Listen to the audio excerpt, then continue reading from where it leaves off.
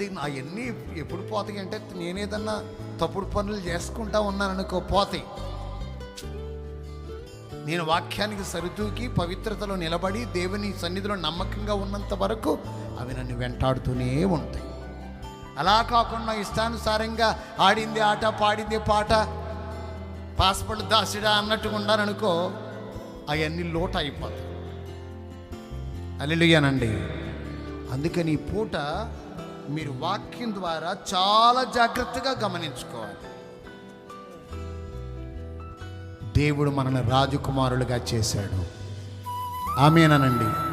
మీకు ఉపకారం జరగబోతుంది, కలగబోతుంది, దేవుడు చేయబోతున్నాడు, నీకు మేలు జరగబోతుంది. నీకున్న ప్రతి అవరోధాలన్నిటినీ దేవుడు క్యాన్సిల్ చేయబోతున్నాడు. క్యాన్సిల్ చేయబోతున్నాడు.